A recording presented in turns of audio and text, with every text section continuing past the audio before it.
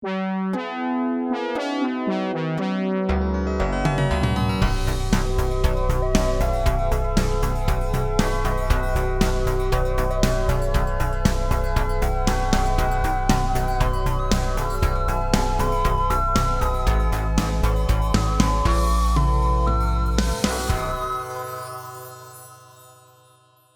everybody, welcome to Last Minute Politics. It is a Wednesday, because we always record on Wednesdays, and if you want to join us on the Wednesday recording and essentially hear the podcast a full day or two before everybody else, get on our Patreon. Also the unedited parts. Yeah, the parts such as awkward interjections and stepping over each other. Yeah, BSing in the beginning, BSing after. We hang out with people. It's a social fun time. Go over to patreon.com/lastminutepolitics. It is $1. We don't have any tiers. We just have, if you give us $1, you hang out with us every Wednesday. At some point, there will be research put into other platforms that perhaps allow the tier stuff and don't price gouge like Patreon does now.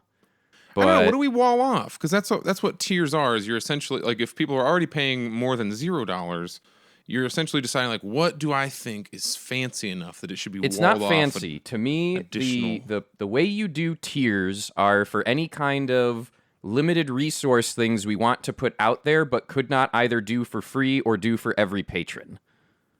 So, like... Yeah, what do we do like that? I'll call the hotline, talk to Pep.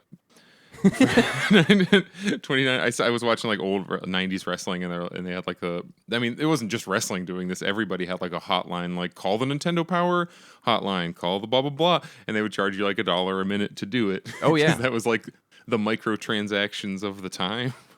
Well, really, it was to prepare people to get them used to calling hotlines and paying money to get them into phone sex, but then the internet happened. Everything is training for some other nefarious money-making scheme. It's the closest thing to like at-home, on-demand entertainment. It's like call a hotline. Or maybe get a really fancy... No, there was no TiVo or anything. Well, everybody, my name is Pepper Coyote, and I am joined by... Hi, I'm Dragor, and we got a whole heck of a lot of list of stuff to maybe get into today. Yeah, I want to start with a little goof. This is the content you would get if you were part of our Patreon. You'd be sitting in the Discord right now and just look at the video. But it's there's an account I enjoy called Gritty is the Way, which is like Gritty, the mascot for the freaking Philadelphia hockey team. But they just post like radical communist memes all day, which is a fun time. And this one, like... You won't be able to hear what I'm looking at, but it's a TikTok, I think, and it's just, the Democrats, and the text flopping up, Black Lives Matter, freaking we support Latino brothers and sisters, stop Asian hate, and all these other slogans that you'll hear thrown around by them, and then it jumps over and it cuts to all the military ops and stuff they're doing, like Somali civilians drop a bomb, freaking Filipino military police, like all that kind of stuff. And find Gritty's account. Look at it. It's because, wow, it sure has been. I mean, this is a constant topic, but it sure has. They had a thing I can't retweet because it annoys people. They're like, oh, Pepper's a Trump supporter, or Pepper hates the Democrats. It's like, I do hate the Democrats. But it's one thing that Biden has definitely accomplished is making Trump policies more palatable to Democrats. Because you just look everywhere and just nothing has, like, on paper changed. Only the aesthetics have. Like the post office. It's an inversion of all the people that got mad at us for going, Obama put kids in cages. And everyone's like, Trump did it so much worse. I'm like, we're not saying it excuses either. But it's more than just R bad, D good. Authoritarianism and fascism bad. We need to get a new baker. It's like, well, this baker poisoned fewer people than the previous. Like, well, we're really kind of looking to solve the poison problem in general. So we want to address the infrastructure that enables any kind of poisoning. So last note before we just jump into our actual both have large lists of things, because every week in here is hell, and we have many things to discuss here on Hell News. I'm going to be I'm going to a convention tomorrow like I leave at 7 in the morning tomorrow, and I'm not going to have time to edit tomorrow, so I'm going to be doing that tonight, and that means I'm going to be flying through the edit. This is like going to be a looser edit than usual. I'm going to try to let some more pauses and bubble ups go and tell me if it is better, worse, or essentially the same, because if it's essentially the same or better, great. It means I can like do less work. Time on editing. Yeah, exactly. So please give us some feedback either on twitter.com, Last Minute Politics. Send us an email, Last Minute Politics. Whatever you're listening to on this, like click in the description thing of it, and it has links for relevant communications. So Dragor, jump into some stuff. We have a million topics. So as kind of a precursor to doing any Paygate stuff, because we're not switching off of Patreon anytime soon, so if you're listening to this and you want to support us, $1 is all it takes. A thought I had as far as engagement things, there's what we see and like things people send us, but I'm announcing it now, assuming it survives through the edit. If you see a news article or story or something, not just some Twitter shithead, please have some kind of article linked with it. We're not doing anything for the algorithm. Tag at Last Minute Paul on Twitter with a thing you might want us to look at. There's no guarantee we're going to talk about it on a show or what have you, but this helps us know what do you want us to look into, talk about, get angry with you about?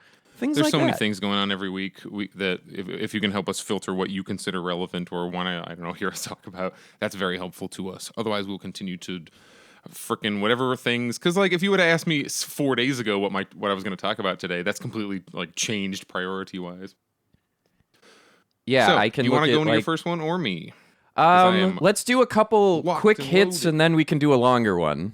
All right. My first thing doesn't have like it's Marvel. There's not like any closure to this, so I consider this short. Marvel continues to have. We all hear about suing over the rights to various characters. Well, now we've gotten around to like Marvel is suing for the original like creators of it, but it's not the original creators because they're all dead. But like the estates of the creators of characters. Spider-Man is the big one because we hear about that. Before it was Marvel versus Sony or Disney versus Sony was fighting over Spider-Man. Yeah, and that the specifics of that aren't what interest me as much as just the concept that a corporation can like take you can make a piece of art, a corporation can legally own it, and like they can buy their way into keeping it out of your control forever. Like you could have died 100 years ago and they're still like puppeteering your, I don't know, creative output. What's the biggest known version of abuse of this? You're a musician, so it's easy for you. Are you talking about like copyright, just general copyright nonsense, and how like the birthday song pop up? Oh, I'm sorry. Happy Birthday. The birthday song is what the Beatles did. Yeah, Happy Birthday was famously, the rights were dragged out for multiple hundreds of years. So they had, that's free again, by the way. You can sing actual Happy Birthday to you, like legally. That was a few years ago that got effed with. And it's not that I think that people should be locked down in that, like I should have, no one should ever be able to make remixes and all. I'm kind of the opposite. It's just creepy when corporations do it because corporations are not people. So now this just like unkillable entity just owns some stuff you drew. Like it's just a strange concept to me. And I think it shouldn't seem as normal as it seems to everyone else. Goes like, yeah, that's how it works. And not only that, it's disproportionate. There's like, all right. So there's two issues at play that are very asymmetrical to what Joe Schmo gets to do as far as putting something out there. So Fur tweeted about this recently. If y'all don't know Fur is insanely multi-talented. One of the things he does for fun, which I'm lucky enough to get sent drafts of these. Fur makes mashups. That's the word. Fur makes excellent, wonderful mashups. Had Mashup Island, but people kept stealing. And by stealing, we just mean ripping the audio and then publishing it without attribution elsewhere, especially on TikTok. And his stuff has gone viral multiple times to the order of like multiple millions of views.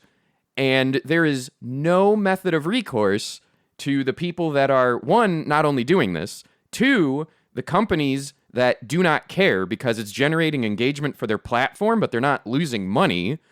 And so it's all completely lifted off of the back of the person who actually did it. And then in the other extreme, you have a company taking the rights of, say, the Happy Birthday song or Spider-Man or anything, Pepper, have you released any of your albums under what would be considered a traditional label contract? Oh, never. I've been nowhere near the Okay. mainstream music industry. So if you're talking about in general, like any mainstream music or music published 20 years ago and earlier, none of those artists, if they're alive, probably own the rights to their own music, and they probably won't own them before they die unless they become mega rich, and even then, it's iffy. Like Taylor Metallica Swift had is to why wait people think 30 about that. years and become one of the richest bands on earth, and then still had to do a decade-long process to buy the rights to their music back that they wrote in the 80s. You sell your ideas in order to get publishing, and that's how it works. Like, because at the same time, it's if Metallica had not agreed to do that, or Taylor Swift, or whoever these people who are trying to get their masters back, if they hadn't done that, they wouldn't have been put on tour. They wouldn't have been pushed by these major labels. And it's like, do you want to go? Your options are full indie, or you're just owned. Like, those seems to be the only two ways to go about And it. like, let's those are talk better about than they were. like what would even like, let's say I as an individual have enough cash that I want to invest in any, like, people who can't do it independent. Let's say I want to do the little indie label and want to help. You know what my contract would have? A limit to where after whatever loan and whatever interest or effort to cover my risk after a certain amount of time, if you cross that, I'm done. I wouldn't ever want to own someone else's art. That's wrong, because I make stuff. I don't want other people to own my shit. You're describing making back your advance, which is also a thing that's sometimes how it works. Where like, okay, we put this much money into it, so your first X dollars of sales for that album, or usually that's how books work, like all the dang time. Like we keep. So like, Well, if like you get paid movie theaters are $100,000 like for a that, book, and I wouldn't even do first X. It would just be a sharing. Like you agree upon some percentage, and in theory, the person being the lender would have the smallest percent because the people actually making the thing are the ones most in need of means to live and keep doing the thing. That's the nefarious part about the band label contracts. Even, hell, Motley Crue have stories about how they were basically slaves to the label because they were... A contract would come up, they would need another album, they would get roped into another long-term thing, so it basically was a Ponzi scheme. yeah, because that's also like the multi-album contracts. It's Yeah. like we're under contract, we must do at least 5 albums, and then it's like that's also like, wow, all this bad music come from. It's like, well, we wrote these last 3 albums under contractual obligation. Then you have Stevie Wonder, who had the most exploitative contract of all time, where he purposefully would not write or record or even play certain songs out of fear of the label claiming ownership. He released an album called Music of My Mind, meaning music I fucking kept in my head and didn't let the label hear so I could own it later.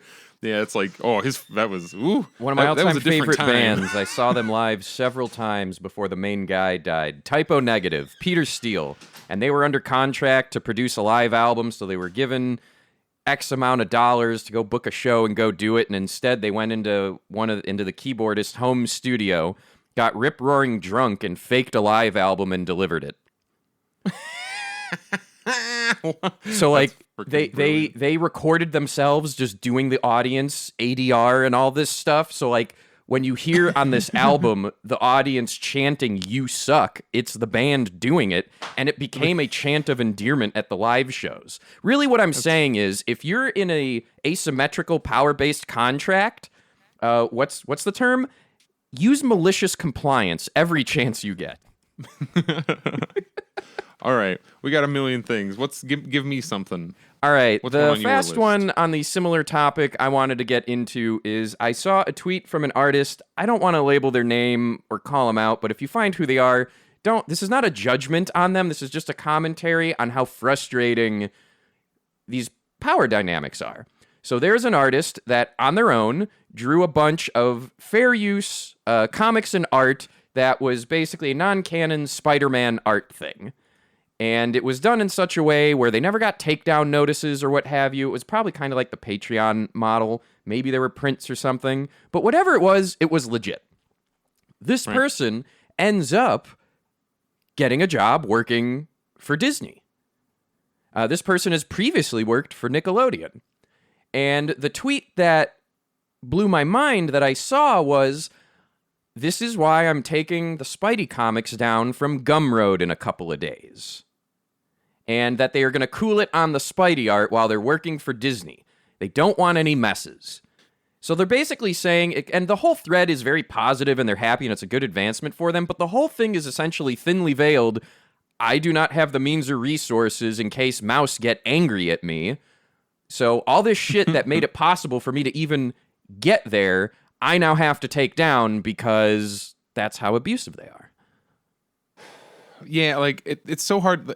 Whenever copyright nonsense like this and enforcement that only hurts small artists gets like pushed forward and advertised to us, it's always sold as like protecting the rights of artists, protecting blah blah. If your goal is if you say that these laws help art or like increase the amount of art or the quality of just like if you're a pro art person, it's hard to argue how these are pro art rules. It was not nearly this insane. Like, music is my realm, but in the 1700s, 1800s, and before, like, it was entirely normal. You take somebody else's melody, you'd be like, variation on a theme by blah, blah, blah. And if you called a song that today, it'd be like, variation on legal fees you must pay. Like, you'll get taken to court, and I don't think that's a great thing. I'm going to do another quick hit one, and I'm going to share the link in the chat.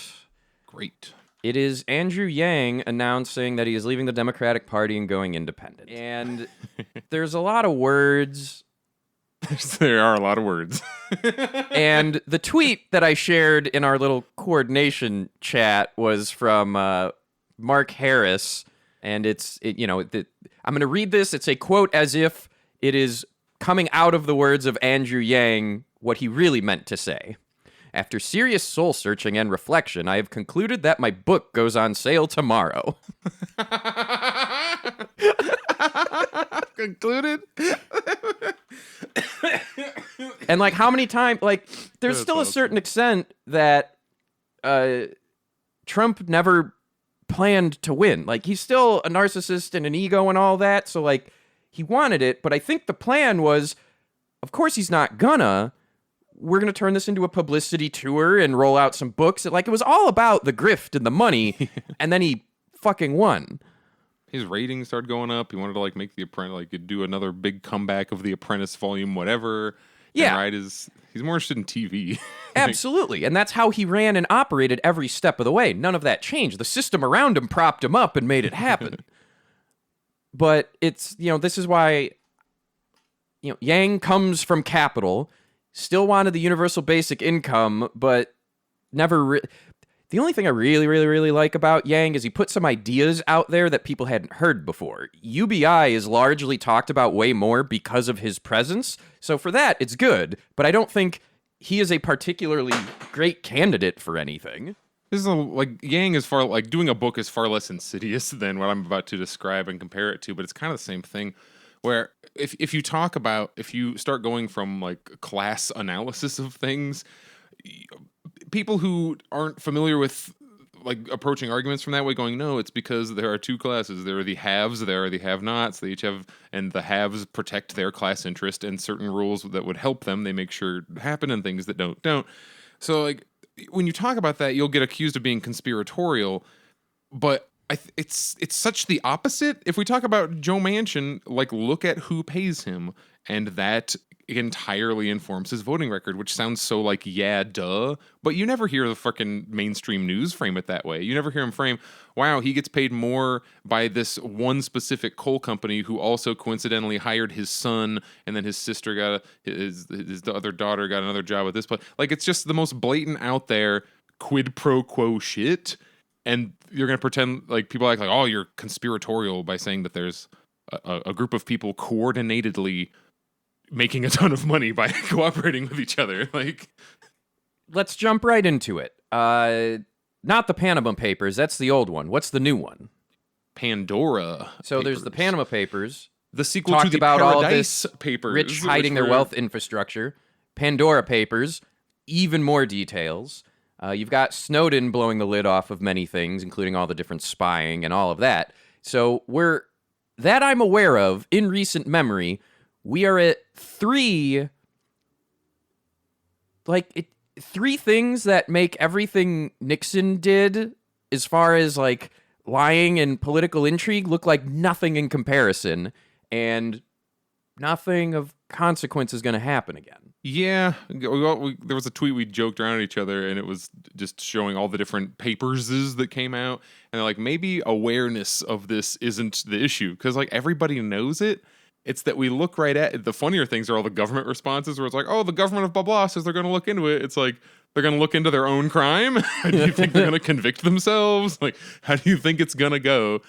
And it's just out there and everybody sees it. And I think that's why you end up going, because it's like, it can't be that obvious, right? It's got to be something like a cabal and the fucking Illuminati and something, right? It's like, no, it's just, they want to keep all of the money they took from you and like the money they got from doing crimes on you. So they hide it in. Did you hear what U.S. state is like a bigger tax haven even than like Cyprus and whatever? No, I didn't get that far. South Dakota. South Dakota is like one of the biggest tax havens in the world, apparently, where people just shove their money, their crime money, and you know nothing will happen to them because they are in the other group. They are the haves.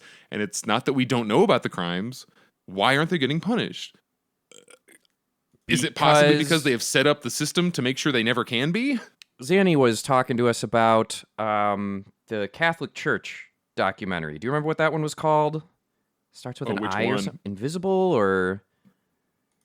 I do not remember. If anyone in the chat remembers, essentially there's this documentary around all the Catholic Church abuses. It's very much unfun and incredibly enraging. And one of the interviews with...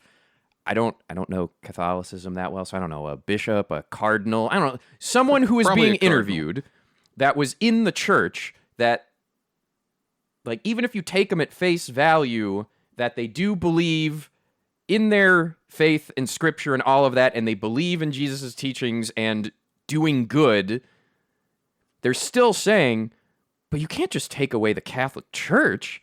It's too important. So, like, in the face of kids are getting raped and abused and worse, and the response is, well, yeah, but... And it's the same thing with every single story that comes out with all of these crazy, rich, and powerful people. There's still this failure to internalize or reconcile the fear of the unknown of that's always been there for most of people in this country. So the idea of all of Walmart going away overnight is still technically scary. That's a gut reaction. Those are some of the institutions that we have, like Walmart. Same thing if like all of McDonald's disappeared. What is the biggest issue you and I face to even average Joe Schmo, means well folk that recoil when we say defund the police? It's immediately this backpedal. Well, what do you mean? There's going to suddenly be no police? What about the crime? And like, there's that gut reaction. The first thing I ask anyone is, when is the last time you or someone you directly know, one, had to call the police, and two, had a good outcome from it? 9 out of 10 people just stand there and think. Defunding the police is not the same as legalize all activity. make everything the purge. Like, do anything you want, and there are no consequences. It's like, we have the police today, and financial crimes happen every single day. We had 8 years of Democrats with Obama. Not a single thing happened to Wall Street, except while they did get more money in bailouts.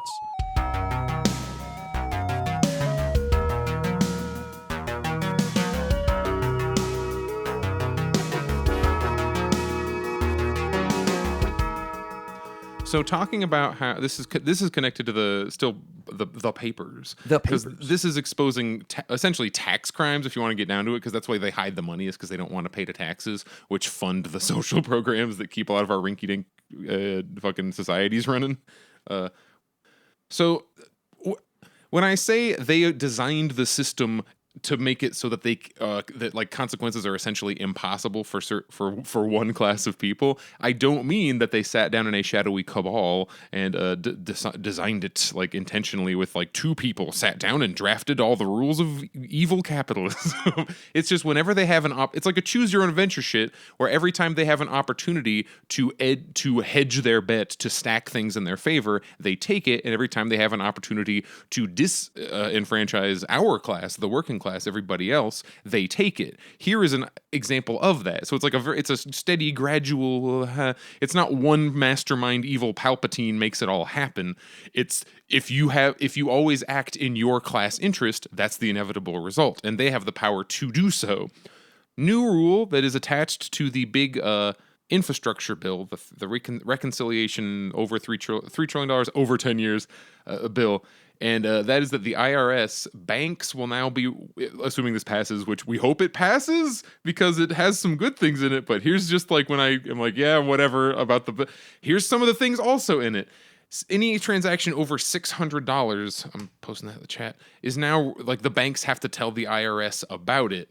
And reading down, I have a USA Today article, and like the headline is "Claim about the IRS monitoring bank accounts over $600 exaggerates reality." And then you because okay, why would I, as a small business person or just any, I guess, America, like anybody living in America, Jaguar, why would I care if the IRS knows about any transaction I do that is $600 or more? Well. Or any amount, like and having the bank just tell my shit. So let's go right to why I'm so confused over the thing. They can get that whenever they want. Like, it's already there. It's all already digital. The difference being Snowden blew the lid off. Like, they have request... access to all of this. So, like, they're legalizing it? I don't understand what fundamentally is being gained or what the game plan is. Like, what's the use of it? Why? They already have it. They already have access. They can look into whatever they want for anyone because they're all in bed with the big banks anyway. So, like, what am I missing? It's the difference between being allowed to access if you want and you must send a report. You know what I mean? It's not, oh, we found out about a thing, so we're going to go investigate it. It's now, no, every single transaction of $600 or more, you got to, we're putting that shit in a file. And we have it, like, at any time. We can go back and look for it. And as you read down, in this USA, it is I picked the USA Today one because from the headline, it's kind of defensive of the rule. Like, everybody calm down.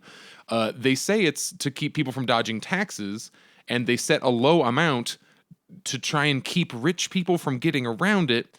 I'm like, that's not already how that get works. around it. They don't. Yeah, exactly. This doesn't First of all, their money's anything. not in the country. Their money, as we just said in the blah blah blah papers, is not even in the U.S. for the IRS to look at. That's kept in tax havens, and we all know that. Can you afford a tax haven, Dragor? Can I afford a tax haven? No, only regular people will be affected by this, and it's so blatantly obvious that this is a move. This is a move they get to take that is against the working class and for the ruling class. Yeah. And you combine hundreds of these moves, and you get our system. So there is a current among the have class. There is a battle going on. And there are two things at play.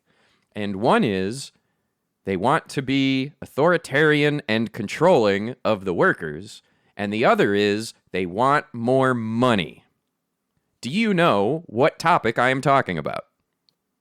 Ooh, I need to look at your list. No, don't look at the list. Make a guess. Make a guess what you're talking. Is this one of the strikes? No. Oh, tell me then. It is about working remote and returning to office. Ooh. Because... So it could become a strike. Well, it's kind of happened like that, yeah. So, from some unnamed CEO was, every time a competitor mentions return to office, our recruiters reach out to their people. We've hired 15 plus of their engineers in the last 2 months. People just want to be treated a little, they just want their lives to be a little nicer. Let's look at this through the two filters of... Well, through the three filters, the workers themselves, and then the two sides of the ruling class. The authoritarian one is easy. They want to bring people back in to exert their control and have them under thumb because that's how they've operated. And there are a lot of overpaid middle managers that get away with not doing work when everyone's in an office. Yeah, they just have to stand around and look at it. It's the guy with the TPS report guy. It's like, what does he do? It's like, he just walks around and bitches at people. But the angel investors don't even give a shit about them. They're just tools to oppress and fuck with the people actually doing the work. And you have to keep your phony baloney like advancement structure going. So you have to keep making new management and middle management and upper lower middle management jobs to make sure you can give people promotions. And there's so many studies now, about how wasteful. the flip side of it is you're getting evolution and autonomy where there's a bunch of people that are sitting there going, all right, well, enough workers have gotten a taste for it and there's friction here. So let's capitalize on this energy and just lowball everyone and go, yeah, but we're ahead of the curve. We're staying remote. We're fully remote. You got to do the Zoom thing. Yeah, but hey, you can live wherever you want now. You know what comes after that? 1, 2, 3, 5 years down the line? Well, you have to submit where you're living now so we can prorate what we pay you based on the cost of living in your area. Like, it's not about making the workers happy. It's about there's an energy there and they're heading it off at the pass. That's where I'm kind of conflicted on which way it's going to go. Because if you asked me early into the everyone work at home thing, I bought into the idea of, this is the neoliberal utopia. Everyone literally has their own bubble where you don't even have to leave your bubble to go to work. It's the fully individualized life. I can customize everything about my. But also, and you're never not at work too. If you work remote, work is just like right next to your bed. Like you're even closer to Ready Player One future.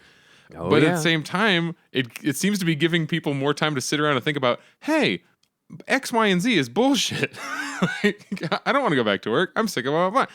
Because it's like, which is more important?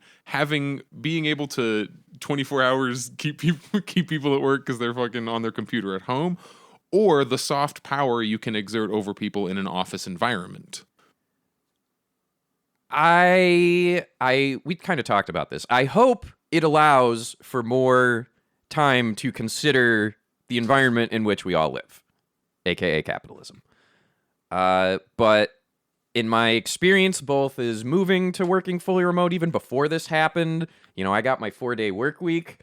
I think it's overall having a pacifying effect. I think the pacifying effect outweighs thinking about how fucked you are, because to everyone that had to be in office, myself included, because you don't have to work at home, you can go wherever you want. And if you are one of the people that figures that out and gets into that healthy ritual for yourself, you stop thinking about the systems and you're just like, I have more opportunities for me. I'm just going to take it. And that's not a judgment. When so much time is taken from you on a commute, when you get that time back, you don't go, oh, well, capitalism and all these commutes are bullshit. You go, I've got 2 hours back. Let's play some fucking games. Let's cook. And that's the energy that's being wielded and encouraged. Like, that's where the messaging is around. We offer work remote, and when you're done, you don't have to commute. You can go play the new Halo.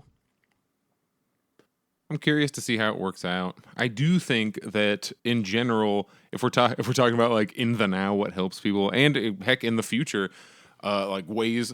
How can various people contribute to society in a meaningful way who would traditionally be considered like, I don't know, just burdens on society? Is like, well, if you introduce work remote type jobs and technology based tasks that need to be performed, there's a whole bunch of people with like ambulatory issues that might not be able to do a commute easily that now can contribute in a positive way when it's not being used in its current creepy gig economy. Oh, we can pay you less because you have a disability, like type shit. Yeah. As a thing, the fact that we can work remotely, I see as a general. I mean, it's good. It's in the same way that like automation in a better world would be seen as good. It's like, oh, cool, we can eliminate all these jobs no one wants to do. But here, it's like, oh, cool, we can pay fewer people. That's what that actually ends up meaning. Wow. I would love to have a nice shiny future, or a nicer one where work at home is not used as a tool for further labor oppression. The other part that I'm waiting for like the full. You're going to see more. The thing that work remote does is it isolates you more from your coworkers. So, like, for example, if I really start putting motions into, all right, I want to do some kind of union in tech in Chicago, be it in general or just at my company, that is factually harder to do because I would have to go to each person I would want to talk to about it and exchange contact info and go to a different network. Which is a lot harder to do and sell people on than, hey, you want to go get coffee and talk about this thing where we're not being spied on? I don't know. There are strategic hurdles, especially in a lot of middle-class jobs, where the remote thing makes organizing harder, I think. Yeah, I mean, I'm not an accelerationist, but at some point, the thing that produces revolution are having the appropriate conditions, and any incremental little tiny bit of nice breadcrumb that you give to labor can be seen as like, oh well, this will tide them over and keep them from rebelling for another few months, for another year or whatever. Let them have when these strikes end in vastly unsatisfactory ways. It's like, oh well, those specific employees will have a slightly better time, and then we can just do our crappy labor practice with everyone who we hire in the future, and we continue the gradual. It's a death by a trillion cuts. All these tiny moves. Death by a against trillion the working tax class. cuts. Yeah, right. That too. Is that the title of the episode? It's the death by a trillion tax cuts. Let me type that. Let me write that down. I do like that. We kind of hey, talking about taxes. I have a look at us. I'm able to segue right into these. Talking about taxes and what our taxes pay for. So we now have. We hear about COVID medicines that are not vaccines, like COVID treatment things. Mostly we hear about like ivermectin and what was one, hydrochloroquine before that. The drugs that were in no way developed for COVID, and doctors have not said like that it helps. Things that's like, yeah, there is technically, it's a non-zero chance that it will help your COVID, but it has not been studied at all, and you probably shouldn't just be taking drugs and hoping for the best. They have an antiviral now that showed promise. I'm reading off an Axios article that I linked in the thing that showed promising results against severe COVID-19. So it was developed at Emory University with $35 million in taxpayer grants. And the only reason I say that is, do you think that this government money publicly funded, and when I say, remember, that's just our money. When you pay your taxes, part of that is going to things like this. Do you think it's going to be free for the taxpayers who paid for it? Of course not. Like the thing just goes into like, okay, we're going to charge it. The rest of the article is just the economics of how much can we get away with charging, and they're mentioning like a tiered price structure and all these. That's even talked about, and we're not rioting in the streets over that, blows my mind. Yeah. Because, well, we've got our vaccines now, so. Oh, like that's the attitude, right? 600,000 people. Can I have that treatment for free? What are you, insane? Yeah, but I paid for its development. What are you, insane?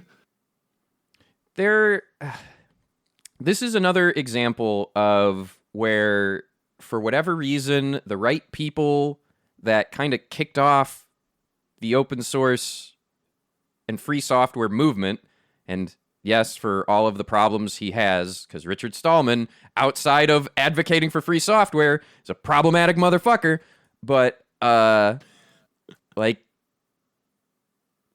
why? All right, taxpayers funded it. I'm not necessarily saying the whole thing should be free, because there's a lot of infrastructure to it and things, and whether it's tax dollars or what have you, all right, fine. In this day and age, we're not in Star Trek, so there are costs. We have to budget for those things. Should it be allowed to be in any way in the hands of a for-profit entity? Absolutely not. Should the government have funds or whatever to subsidize or make it as easy or like at cost as possible? Absolutely. Should the details of the thing be completely published and open? Should there be a single fucking patent surrounding anything government funded?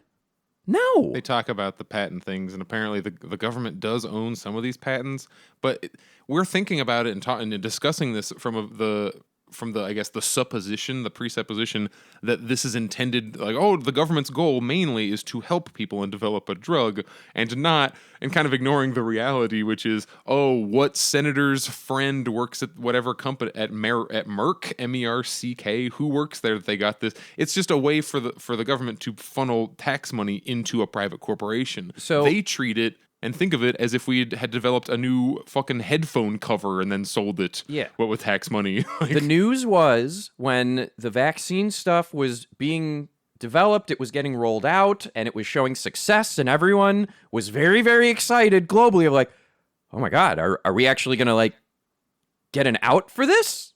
Cool. And all of the news around it was, okay, these facilities in these couple of different countries have figured out how to do it.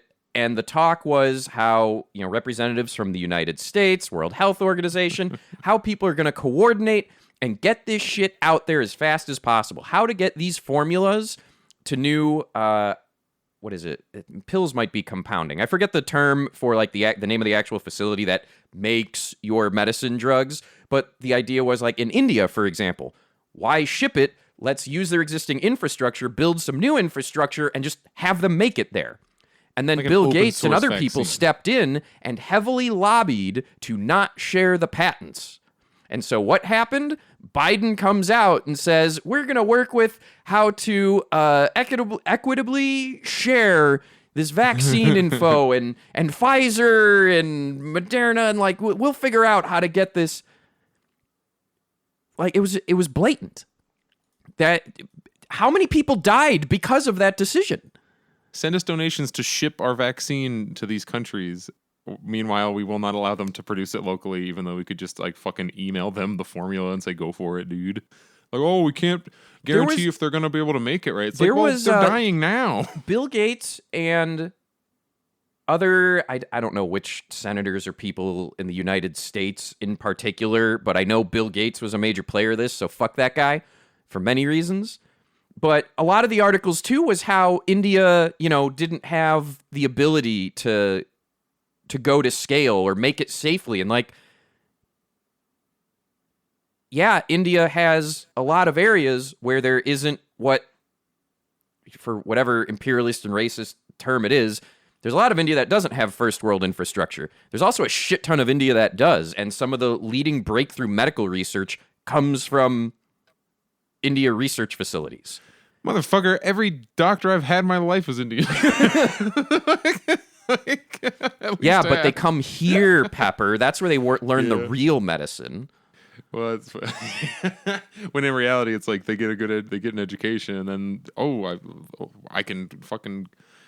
I'm now going to be allowed to emigrate. I have one of the jobs that they'll let me come over for. That's how you get into that weird, like, it's survivor bias, but like kind of in a different way, where you get weird libertarians talking about like Asian people are the smartest people on the planet. Look at how all the Asian college students do so well. It's like, yeah, but it's because the only people who can afford to come here from China probably have a little bit of money if they can put their kid through 4 years of Princeton. Yeah, no wonder they're doing well. It's survivor bias. Like, this is not just a pure sample of all Chinese people. This is people who have parents who can afford to get you to the thing.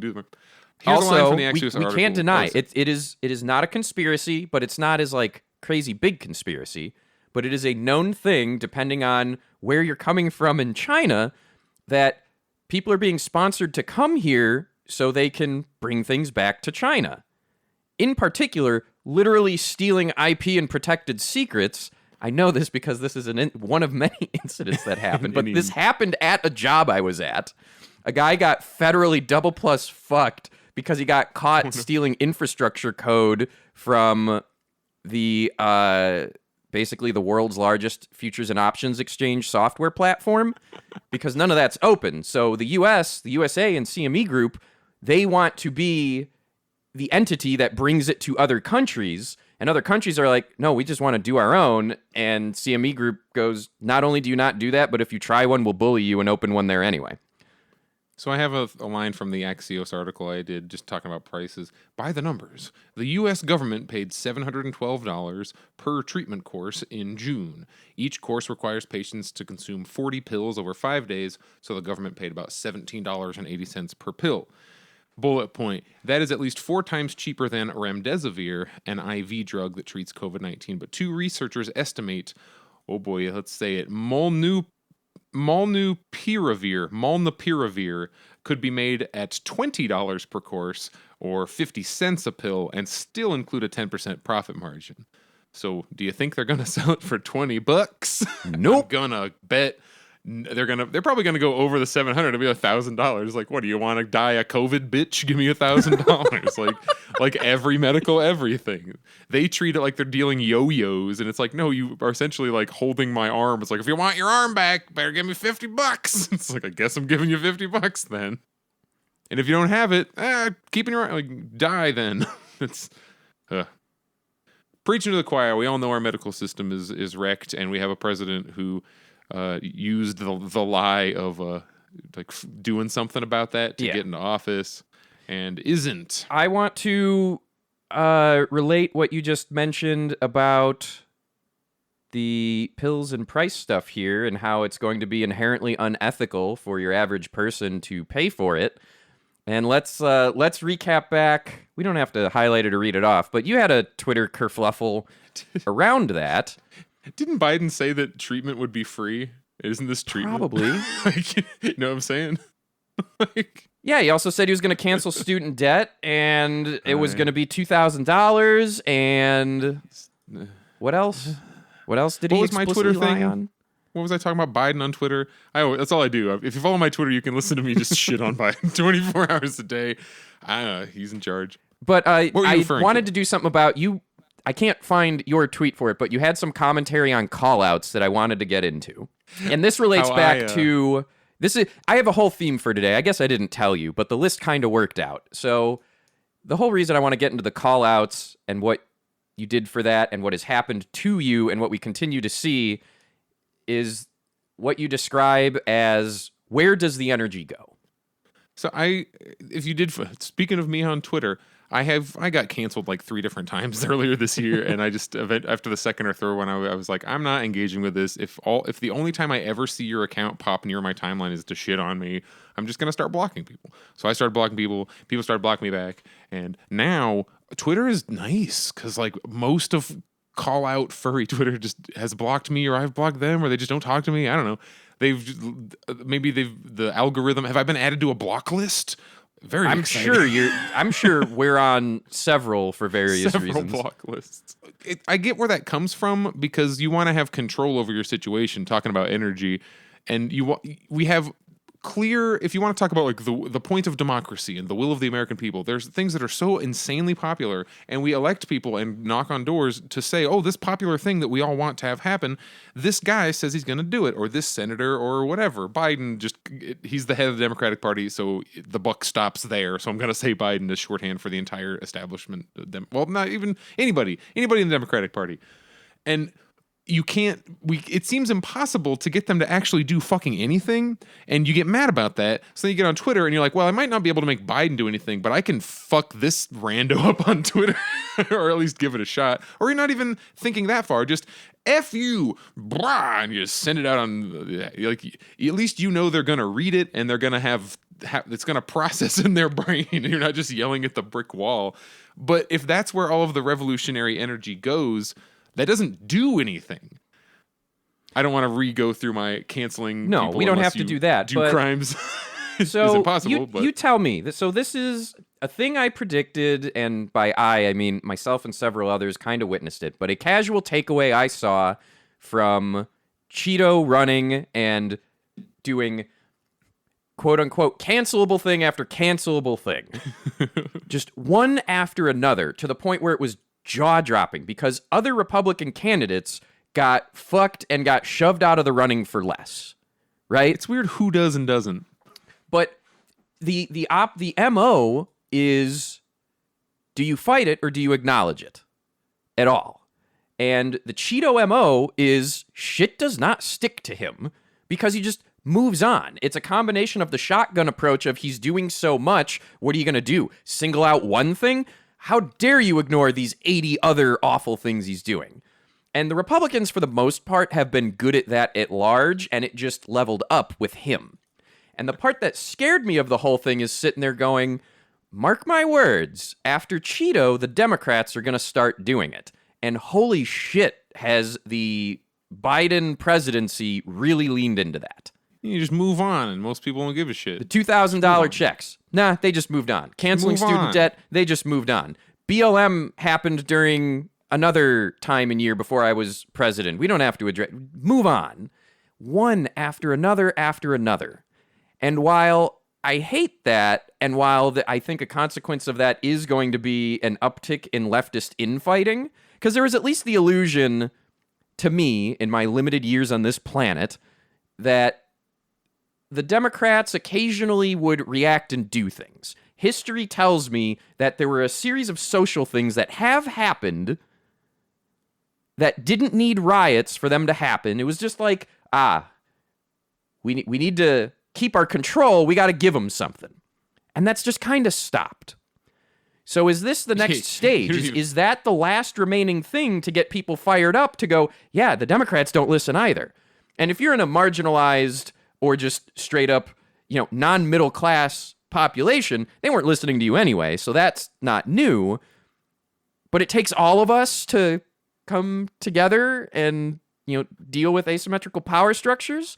Is the Democrats owning the ability to just walk away from shit going to give us, the people, the ability to do something finally?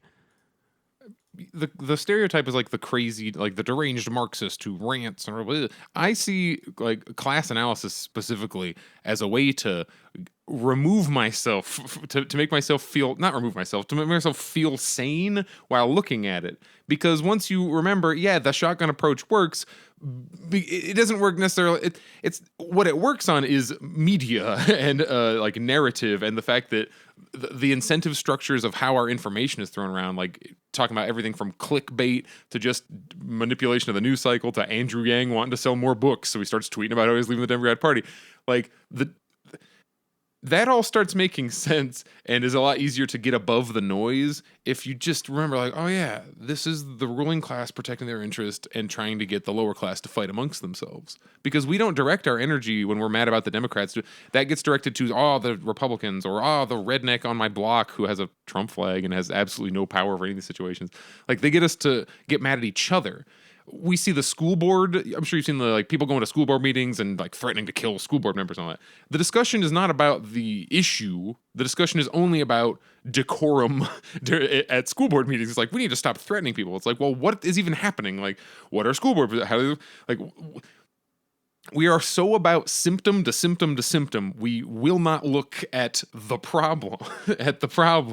It's the whole, it's part of why crime is bad. Throw a bunch of cops at it. Like, that just completely disregards any kind of actual looking at what causes crime. Well, murders went down in the 90s because a bunch of years before that, we got lead out of the water.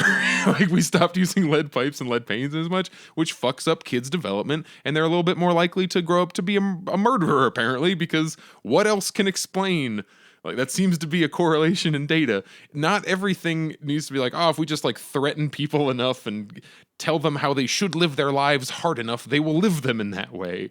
We are conditioned. So what's a lot of foundation of our messaging? It's very future focused. If you do the work, these things will come to you. Our entire medical infrastructure in no way is geared towards health and preventative care. It is symptom treatment. And then when you get to something, either you have the means to go treat and prevent, or you fall into something where, the system acknowledges, goes, well, if you do this, you'll have hell with insurance, but this is what you do. I had a college professor on an American Studies course. He was a Vietnam War vet. Very interesting character, and he had a commentary on the difference. Someone asked, because we had a UK, I forget where was the UK? We had an overseas student who asked him, in your view, what's the difference between UK students and American students? And he said, if I were to ask either to explain a certain situation or phenomenon, why did X happen, or what are the consequences of X? Americans in general will start talking about future implications of the thing in the immediacy without really digging into why it happened to begin with, while the UK folks immediately start, but to even understand this thing, you have to go back 10 years, 20 years, 50 years, 100 years.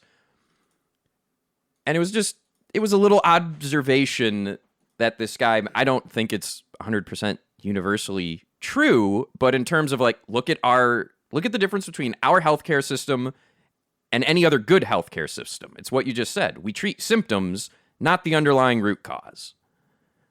And that's it. As I get older, it seems largely true as how we as a society operate, because that's what capital wants you to do. If you see historical materialism, the idea of looking forward and going just like barreling on, like, oh well, if we do this, well, almost the good. You can take this as good or bad news. I choose to take it as good. Most of the shit we're talking about has either like you can just look back at this action produced this reaction, and like a lot of these things have already been tried. We're trying to like reinvent the wheel on like, oh, how do we have better healthcare outcomes?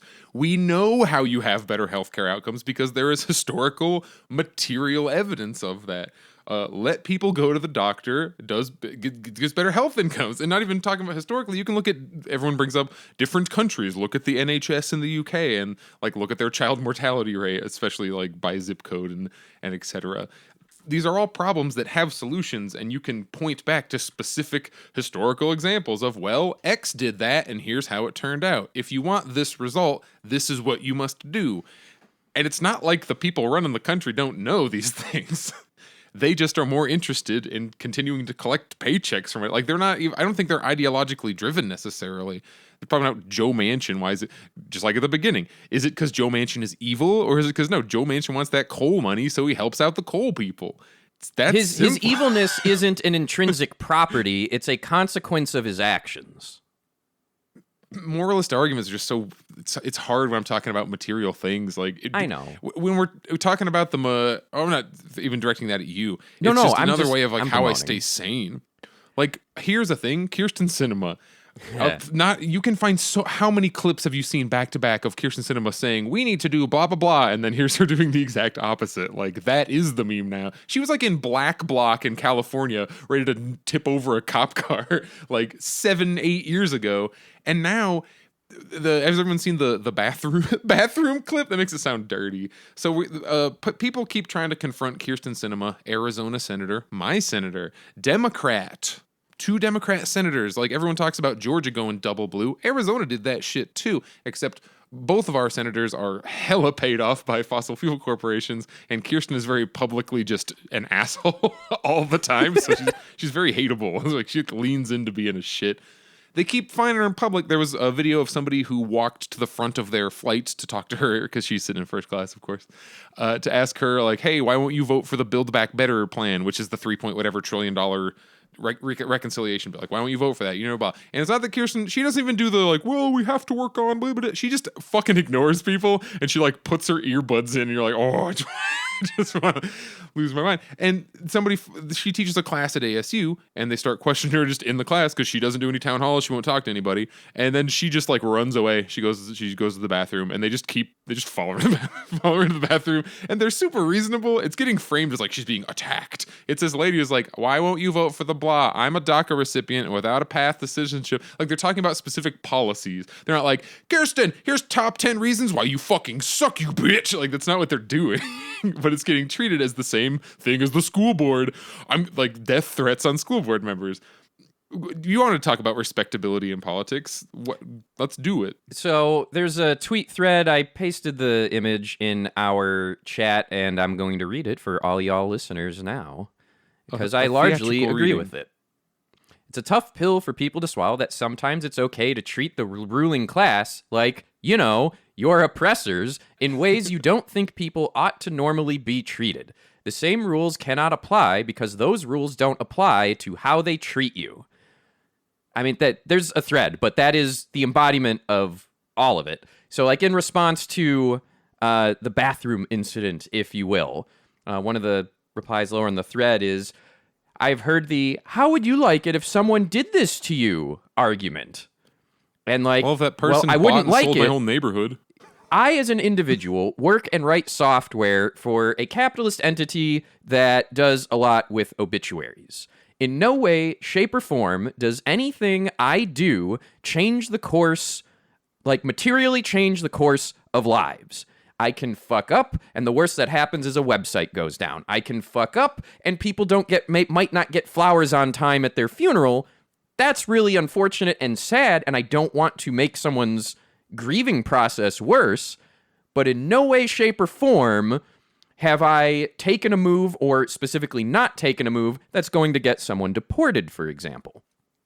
So It's just when how you understand the person power who's the structure. representative, or literally the person wielding the power to do something that materially either improves your lives or can stop material harm to your life, and if they just ignore you, how is that any difference than saying, not only am I not going to do anything about some form of systemic oppression or violence your way, I am outright okay with it. I think in the balance of like to even go more extreme, throwing a milkshake at somebody, which is way more than any of these people did to fucking Kirsten Sinema. Even that, like, how do you compare that to in retaliation, or actually not even retaliation, just you're throwing a milkshake at a person who's going to get you deported. The person talking to them is a DACA recipient. Like, they have stakes in this. They are an ASU student. Like, it's not just trying to act like there's some kind of equivalency between criticizing somebody in public and like they treat the person they're going after, just all of their person is summed up in their reaction in that one instance. Like, they just stood there and poor senator getting picked on. It's like, yeah, that senator then goes to work and strips away your rights. Like, it's not they aren't doing anything. This is, if anything, a de-escalation. We're trying to talk to them, to convince them to prioritize the lives of their citizens, the people who put them in power in the first place, over the companies that own them, that own our senators. I just had a thought and breakthrough on part of our struggle with the language of why I think this happens. Because, like, take a reasonable person who just happens to see this, the propaganda that's going to come from ABC News on this topic, and they're going to go, oh, that's rude. And why is that? Like, so let's investigate. Why do people have this reaction? Not just, of course, they're going to spin it and put propaganda out, but what's the root cause of that reaction? And it is, I believe, because elected office has been framed as being another job. It has been framed as the working class, so it's framed as such, so when the propaganda machine goes out, people see that news story and go, oh shit, that could happen to me. They don't see a class distinction. They don't see that this is not just like me and two people of equal power level talking to each other on the street. This isn't me harassing the Dairy Queen employee because they fucked up my milkshake. This is a have ignoring a have not, specifically one that they have direct control over the destiny of. Yeah. It's not just another person. And if they are just another person, why aren't they inviting me to their parties and galas and their $5,000 a plate fundraisers for fossil fuel, with fossil fuel companies that Kirsten Sinema was running like that previous week? I don't get the same benefits as Kirsten Sinema. It's so clearly she's now in the club. The Democrats said, all right, you get, like, she's in the institutions now, and she sees this as a way to maintain power. The people who are talking to her are like, yeah, we'll keep paying you if you do this. And she's like, cool, I'm totally happy. I'm satisfied doing that. And the only penalty she has to pay is that somebody follows her into a bathroom with a cell phone while she goes into a stall and like talks questions at her, and then everyone goes home. Well, except the DACA recipient, who may have to go to a country that they've never lived in for the rest of their life because of Sinema's refusal to, like, get rid of, well, not just Sinema, the entire Democratic Party, to get rid of the filibuster and actually do the things that I straight-facedly told my neighbors they would do.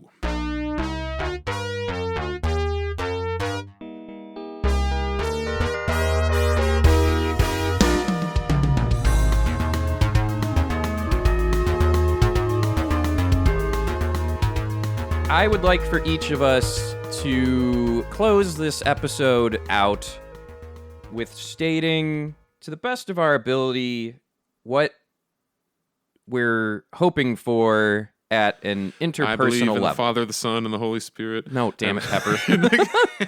I'll go first so you understand where I'm at, because I've said some form of this before, and it's kind of like, what is my purpose being here, doing this podcast, other than I enjoy it, it is fun, I like riffing, I like seeing the notes from y'all. So, like, outside of the fun factor, my hope is to get people, when you're talking among your peers, you've heard the various stories of myself, Pepper, Zanny, any guest we've been on how we got to where we were, and it always comes from questions. So the example I gave earlier, which I've used before, is if you're talking to someone about defunding the police, of course you're going to get met with, among probably your friends, maybe, someone who doesn't get it or understand. You can't treat that ignorance as blatantly malicious unless that Anything person you can tells find the you common to. ground. Everybody's been at least slightly fucked over by the cops. There is so much common ground to find there if you just approach it not as like, you are evil. Right. And so, the first question I always ask is the most selfish one possible. What have cops done for you that was good or followed through on what you asked of them? And that has been a great gateway thing for me. Among my, you hear us rail against lib shit, cracking the egg of otherwise innocent ignorance lib shit. I've had a lot of great progress with that. And I've had a lot of people come around and understand defund the police means the police shouldn't be doing 80% of the jobs they're doing. Some form of the police to handle the things that force probably is needed for will still exist in some way, shape, or form. But why are the police doing everything with traffic? How about we have people who actually understand traffic deal with that? When you're dealing with mental health calls, what was it, Colorado? They moved some stuff around, they changed some funding, and police are not first responders to non-emergency, as far as physical safety and violence, mental health calls. And all of a sudden, people aren't dying as much or getting beaten as much. So, assume people can't imagine the answer. I think that's the problem with a lot of us leftists is we're in it so long, we sit there and go, how can you not imagine something better? And what was that? That's why I find the class analysis and specifically the historical material analysis of it so important, because it allows you to shred through all the culture war things. A lot of people who call themselves left online and a lot of left energy is spent telling you which of your fellow workers you're supposed to be suspicious of and potentially hate or be ready to fucking attack. It's kind of like brand messaging. It's a lot of Coke v Pepsi. You're on the Coke side, which is the good people. Yeah. Based on culture war things, based on politeness and when in reality, optics. The people you should be deeply suspecting and investigating is if you're at Amazon, for example, if you are talking about organizing, they are literally putting people undercover and trying to report on you and shut that shit down. You gotta team up, everybody. all the lowly peons have got to team up, and I'm very happy with all the strikes that we're seeing. More visible strikes. Kellogg factories on strike, which this isn't me saying to boycott. I don't know. Don't buy Kellogg shit if you don't want to. Boycotts don't really work. I didn't even know they made kashi. I didn't even look like fucking everything. Granola I like, and I'm like, oh yay, I'm being vegetarian. No dead animals. Fuck. They make fucking everything. The choice is an illusion under capitalism for the most part. And we have the IATSE, it's the whole entertainment industry, all the grunts, the guys holding the mics, the ladies doing the makeup, the ladies holding the mics, the guys doing the makeup. I don't know why I gendered this. All the people who actually make the shit happen, who get paid like work rate, and same thing, aren't allowed to take pee breaks. If you're the person who stands there and holds the camera for 12 hours a day, you have to work 1 million hours. If you have to pee, you're probably just gonna be fired. They're going on strike, and that means what? It's time for more animated features to be released. Animation houses can be done in other countries where there aren't unions. You can People get talk voiceover role. Well, all your This is why you're also seeing a lot more Hollywood people. Voice acting is its own fucking job. Goddamn, it's its own art form. And to put fucking Chris Pratt in any voiceover role is ridiculous and stupid. There are people that can do the crossover and blend, or they've practiced it. Mark Hamill is a great example of someone who transitioned and is arguably a better voice actor than he ever was on screen. The movie that solidifies it was Megamind. Megamind would have been an excellent watchable movie, but then they had to go and cast Brad Pitt as the dullest voice ever. And I like Will Ferrell, but part of Will Ferrell is his physical presence. So you get these weird Will Ferrell voice histrionics, but the visual character doesn't match. And they're doing that because they know the name Will Ferrell, he's crossed the threshold. If you think it's hard to make it as an actor before, oh, just you wait, that's still a union. So if they only do the big money people, soon they're going to start offering things to people in studios outside the US where they can escape the unions. There's a reason that all the Marvel movies are. I post a thing in the chat, which is Lindsay Ellis doing a big long thing about why the transition in animation voice acting going from just like, because in the past the classic Disney movies there wasn't mega stars who voiced everything. Like the current biggest stars weren't who headlined in cartoon. They'd be people who were voice actors, like voice talent. Sometimes they'd be like kind of sort of like a little famous or did some Broadway whatever. But now it's done the opposite, where the names are more important than what even the movie is. Like trailers for animated features coming from Illumination and Blue Sky and even Disney at this point, it's just a big list of names, and then right at the end, like, oh yeah, and this is the movie, by the way. Like they just pack famous people in to have the name there.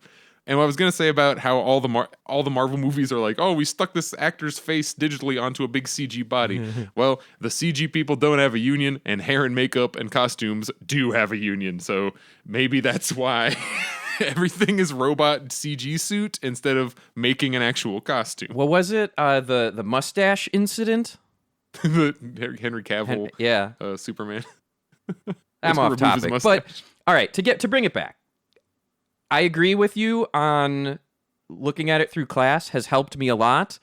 My issue with it, among talking to various Chicago lib friends, is as soon as you say class, they're all well read enough where they go, here comes that communism shit.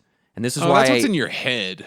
What you do is you stick to all the ultra common things, which is like you say, if you come out the gate swinging with remove all police, abolish all prisons, if you frame it like that right out the gate, a lot of people just tune out immediately. But everybody has a problem with not being able to afford their meds. Anybody who has any relative anywhere near the prison system, you're going to find common ground. Most people agree on the actual material issues and like, this is bad and should be changed. Rich people should have to like follow the rules. Like that's a very popular opinion. Most people agree with that. Yeah. And if you spend all your time on the left trying to identify your working class enemies and not spending all your time trying to identify class contradictions that everyone intuitively gets, and you just got to maybe phrase it in a way that they go, you know what, you're right. Like, and that's super easy because they're the most blatant abuses. Everybody is down with Amazon workers shouldn't have to piss in their own shoe or whatever. Like people agree with that. And let's use the example. Let's use the example. If we were to find out that a racist Amazon worker had to piss in his shoe, a lot of people would go, yeah, fuck that guy. And while in isolation, the thought of a racist shithead pissing himself and feeling bad about it pleases me, I can also take a step back and go, yeah, but that system doesn't care that dude's a shithead.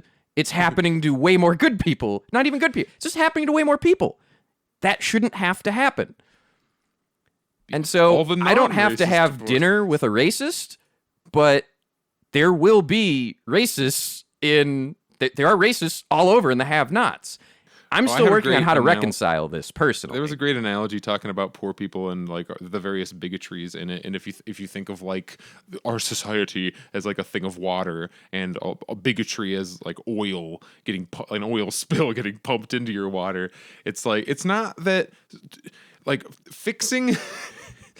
It's not that fixing the leak is going to remove all of the oil from the water, but it is going to stop adding it. Yes. If we remove all of this fake competition and all the shittiness of like, you must now fight with your fellow worker to get this promotion and all the shit that goes along with that. It's not that all racism will magically Thanos snap away, but you can then start working on like, we're not just creating even more and more hatred. Let's use the body of water and oil example of we all need to come together and change the direction of this river. Does it matter whether or not the oil's in it? No, not really. There's more water than oil. But if I, as an individual, am going to have a glass of water, I don't want oil in it. Fuck that. I get to choose that for me. Go eat shit, you fucking racist. But I still don't want you to be homeless because you're still a person, even if a shitty one. I will continue to say, I want every cop to lose their job immediately and probably not be allowed to be anywhere near any form of authority ever again. I do not want these people or their families to be homeless. I genuinely mean that. There's a worker shortage. We need people to work at restaurants for no money. All right, Let's do it. We're over an hour. I love you all, my friends. Thank you for listening. This has been Last Minute Politics. I am Pepper Coyote. I am Dragor. Find common ground with all your angry friends or angry coworkers. But don't put yourself through torture. Don't make yourself suffer. Oh, yeah, you don't have to accept that doesn't mean accept being treated poorly by people. That's its own You can thing. do all of this and have very clear boundaries that might come across as aggression to shitty people that like crossing boundaries. Great. Yeah. Respect their intelligence enough that you can fucking say what you mean too. It's kind of part of it. Don't coddle people like, oh, he's just a poor, dumb, idiot working person. Of course he's allowed to be an asshole. No. Hold them responsible for their own fucking lives. That's kind of the whole point of this. Okay. All right. Bye. Goodbye.